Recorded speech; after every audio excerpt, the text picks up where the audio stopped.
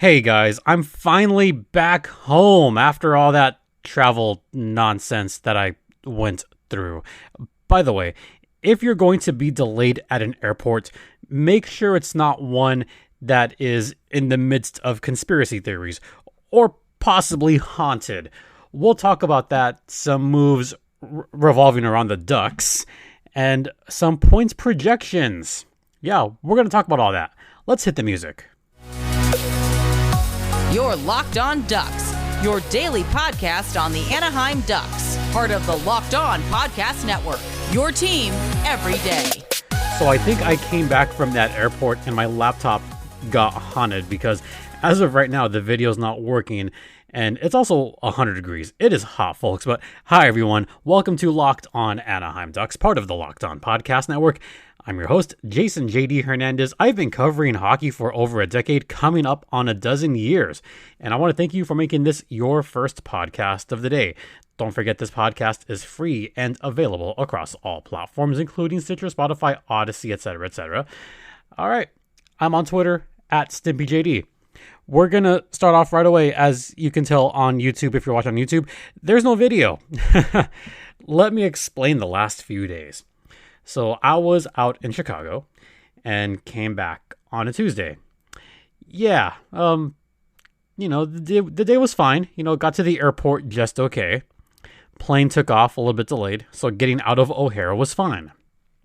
Fine enough.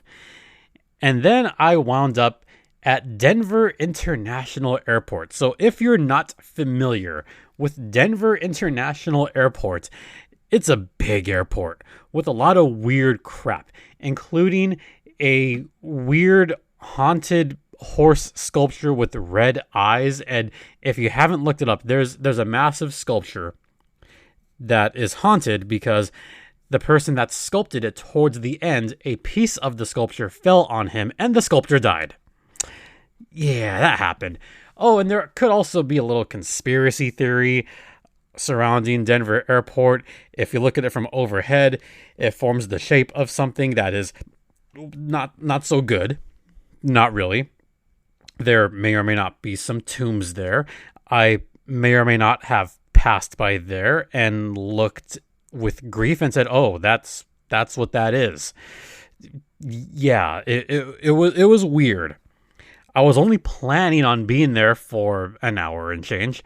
Yeah, not so much. We were delayed quite a bit, but at least I ran into some old friends that I hadn't seen in a while that has a connection to Sasha Pastujov. I might actually bring that up on a much later podcast, but yeah, there's a weird connection with Sasha Pastujov that I just learned about this week. It's pretty cool. Yeah, I'm going to tease that. So I'm going to save that one because it's pretty juicy. All right. So enough of that talk. I did eventually get home, thank God, and have been busy the last couple of days. Also, by the way, don't get stranded in Sherman Oaks. Yeah, that's all. That's all I'm going to say. Also, later this weekend, I guess, because it's Friday, I'll have a Saturday podcast with JD of the North, JD Young from Locked On Sharks. He's going to come on the podcast and talk about the Sharks and their place in the Pacific. It's pretty much a getting to know you type show. So do check that out over the weekend. All right. Enough of that nonsense. We're going to start off rather quickly because we're already 4 minutes in. I do want to talk about point projections first before getting to the signings, because this leads into our break. And by the way, this episode is brought to you by BetOnline. BetOnline has you covered this season with more props, odds, and lines than ever before. BetOnline is where the game starts. So why do I mention that now instead of at the start?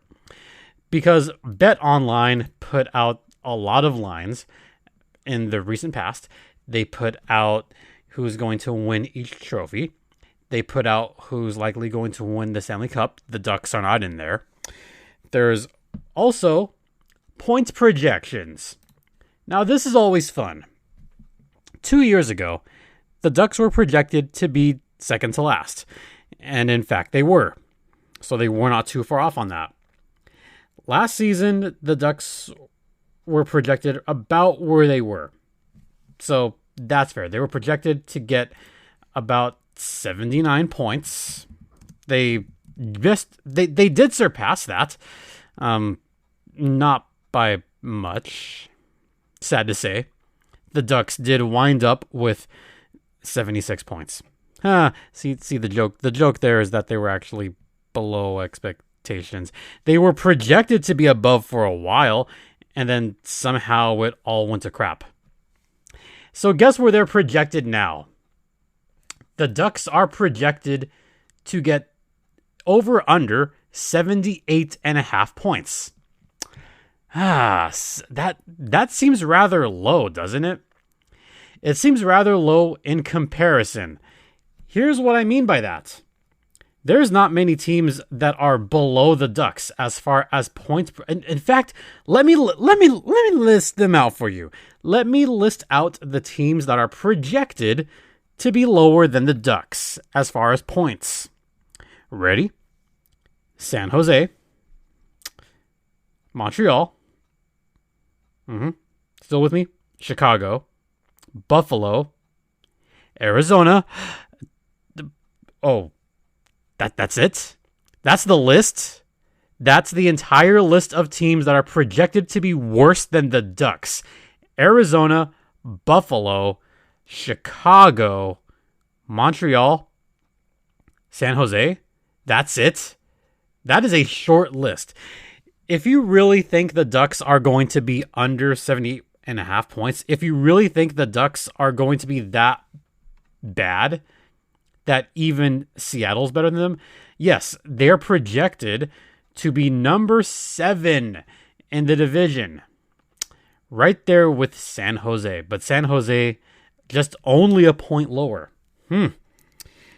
I will have a podcast with JD Young, and we're going to talk about why that's effing ridiculous. In no world are the Sharks as bad as the Ducks. None at all. So I project that to be a lot higher. By the way, Colorado has the highest at 111 points. And hey, that's what BetOnline has, but that's what a lot of bookies in Vegas, they have the same thing. You know what's even stupider? I mean, BetOnline kind of has the odds, but there's a couple sportsbook in Las Vegas that have the Toronto Maple Leafs as one of the top 4 favorites to win the Stanley Cup. I'm not joking. The Toronto Maple Leafs, who have not left the first round in ages. Those Toronto Maple Leafs. Oh, by the way, their points projection is 107.5 points. That is second in the league. Okay. The Toronto Maple Leafs, second best record in the league. I'm sorry. I just do not see it at all. Not at all. So those are the point projections. Do you agree with that? Do you think there's only 5 teams worse than the Ducks this coming season? Do you think they're going to be over or under 78.5 points? If you want my opinion, take the over on that. Absolutely take the over. The Ducks are going to get more than 79 points this season. I can almost guarantee that. The Ducks will have above 500 record. They'll be above 81 points even. So if you want somewhat of a sure thing, take the over on that. And you can take the over at BetOnline, which has more props, odds, and lines than ever before, including these point projections. So the NHL's coming, NBA's coming, MLB is still going on, NFL starting soon. College football just started. So if you want to check all that out, head over to BetOnline right now using either your mobile device or your laptop to check out the latest lines. Once again, BetOnline is the official online sportsbook of the Locked On Podcast Network, and please gamble responsibly.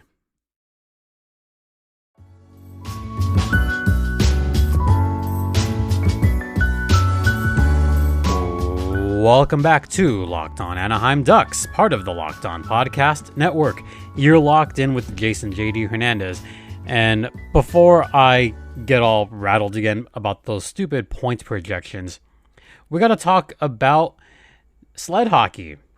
So I happened to be in the upper Midwest, didn't get to check this out, but just want to give a brief shout out to former 21st Duck, Lyra Doderline, who won a gold medal for the World Para Ice Hockey Women's Championships.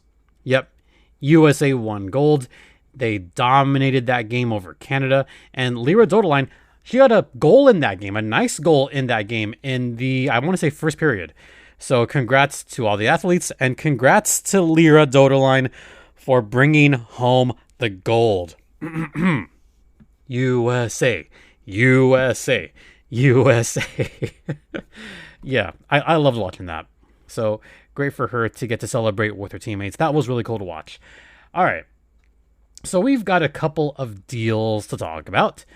And let's start with the one that is going away from the Ducks. Yeah, we're going to start off talking about the one that got away. Well, I mean, Ducks fans aren't exactly super sad about it. But let's talk about Sam Steele going to the Minnesota Wild. Why am I starting with that? Yeah, Sam Steele got a deal with the Minnesota Wild for under $1 million. All right, not bad. Sam Steele, who you might remember, scored 6 goals last season. Not bad, right? Yeah.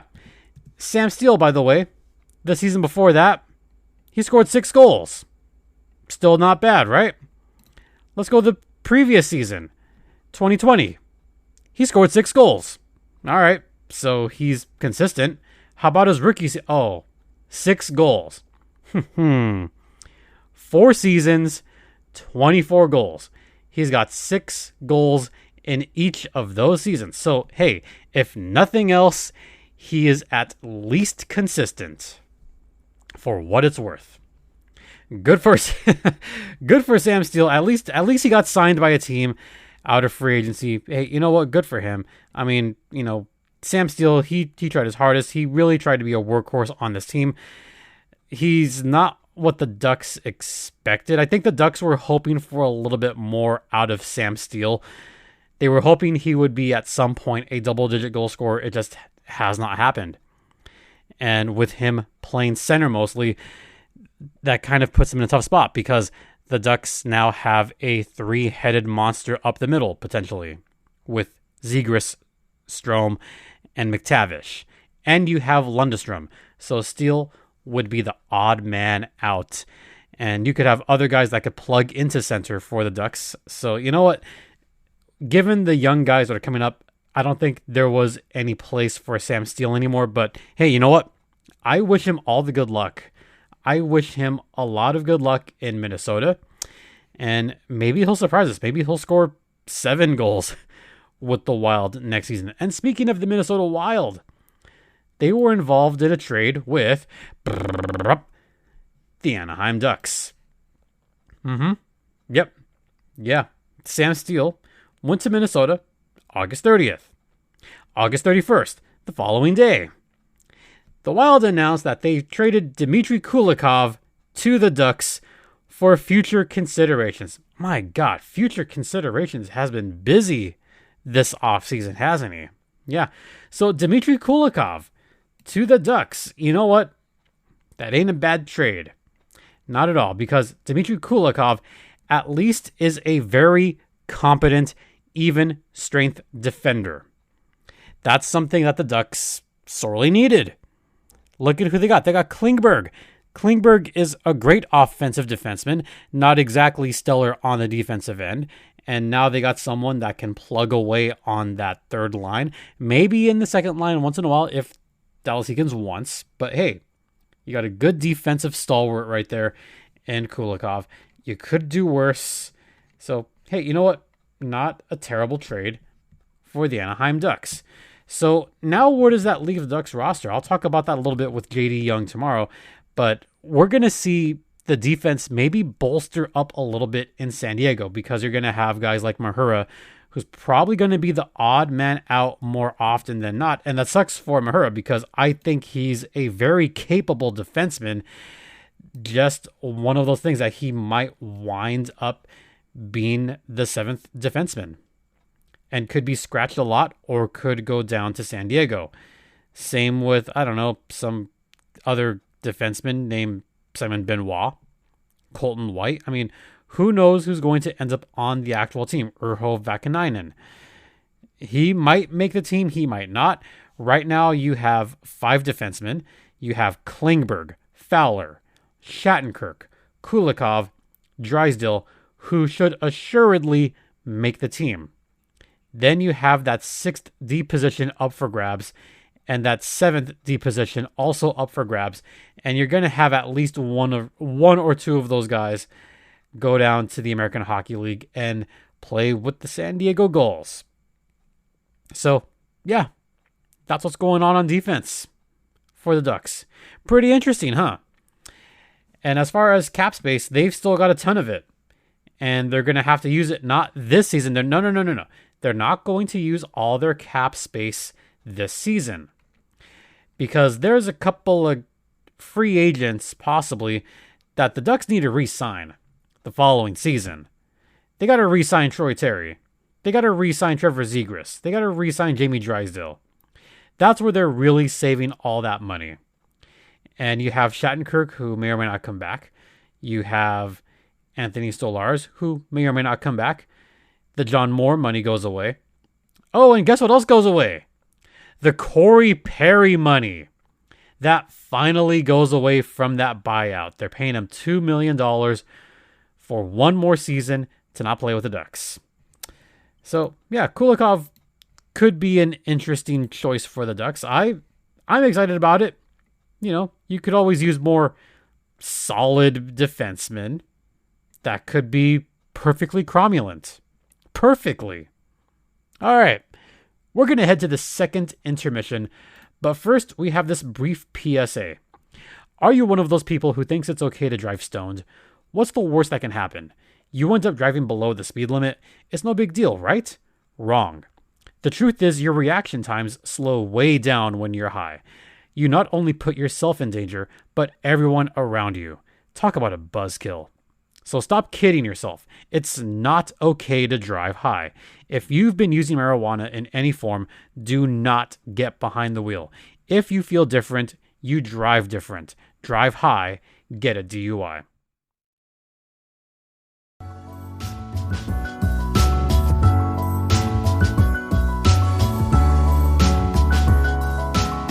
Welcome back to episode number 587 of this possibly haunted podcast, Locked on Anaheim Ducks, part of TLOPN or TLOPN. You're locked in with JD Hernandez, and as you cannot see, there is no video, but hey, audio's still here. That's working for now. Hopefully I'll get that all resolved soon. Yeah, I think going through Denver airport haunted the I think that's what actually happened. It didn't haunt me. It haunted the laptop, oddly enough. So yeah, might have to fidget around a little bit after working so many hours. We'll see how that goes. Yippee skippy. All right. So what are we going to talk about? What's left to talk about? I mean, we could talk about jerseys again, but I feel like I've been talking about jerseys so much recently that I'm going to save that for when I have Sarah Avampado come on the show, because she has very strong feelings about these things. And frankly, so do I. I have very strong feelings about it. So, you know what I actually kind of wanted to talk about, just as a non sequitur, talk about the goals for a second and talk about Ducks night. The Ducks have a night in Angel Stadium. Yeah, kind of cool. Kind of weird that John Klingberg throws out the first pitch. He might only be in Anaheim for the one season, and you're going to give it to him. I don't know. Why not give maybe Jamie Drysdale the first pitch? Maybe Adam Henrique. Maybe Chase DeLeo, La Mirada native. No. Nah. Nope. They went Klingberg, which is fine. It's fine if he signs a long-term contract. But nope, that's not what happened here. Oh, well. Yeah. That happened. So one more thing that I actually kind of did want to talk about, just because I am someone that covers the AHL a lot, And the San Diego Gulls, they came out with their promo nights, and I do this very often. If you have not been to a game in San Diego, what the hell are you waiting for? San Diego has one of the coolest atmospheres in all of hockey, especially when they get 10,000 strong. Their block parties outside the arena, they're very cool. All the giveaways they have, they're also very cool. I still contend that 80s night is probably the best promotional night that I personally have ever been to. I mean, they had the DeLoreans out there. They had everyone dressed in 80s gear outside. The jerseys, one of the best in AHL history. That one was truly chef's kiss. Loved every minute of it. So their promo schedule this year, it's pretty cool. They got the third jersey rally towel. That's going to be really cool. They got Mexican Heritage Night. That's going to be pretty cool. Hockey Fights Cancer is always a fun one. And a night that I always love talking about when it comes up, Teddy Bear Toss Night. Winter Wonderland Night against the Roadrunners, December 17th. If you have not done a teddy bear toss before, you bring a bunch of teddy bears with you, and then you toss them on the ice as soon as the first goal is scored. It's really cool. I invite all of you guys to check it out. It's truly a lot of fun. Then they're doing something really different this year. This is the one that piqued my curiosity the most. They're going to have a disco night with a specialty jersey. They're leaning into this, aren't they? I hope to God they play nothing but 70s music for disco night, like all disco songs. The reason that 80s night worked so well was because every single song they played in the arena, including the goal song, was an 80s song. They leaned completely into it. So if San Diego is going to make this perfect, they need to go all in and lean into this completely. Change the goal song. Make that a disco song. Don't play anything that is not disco the entire night. Do not let your foot off the gas. And if there's a team that can do it, it's definitely San Diego. So I cannot wait for that. You guys should come check it out.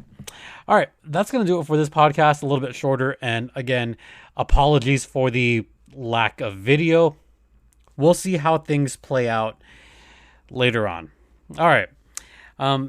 Don't forget, this podcast is free and available across all platforms, including Stitcher, Spotify, Odyssey, Apple Podcasts, Google Podcasts, Podbean, among others. You could follow me on Twitter at StimpyJD, and the show's podcast is at LO_Ducks. And thanks for making this your first listen of the day. And go ahead and make Locked On NHL your second listen of the day with Gil Martin in there. Got a great cast of crazies that hosts Locked On NHL throughout the week. It's a lot of fun. You guys should all check it out.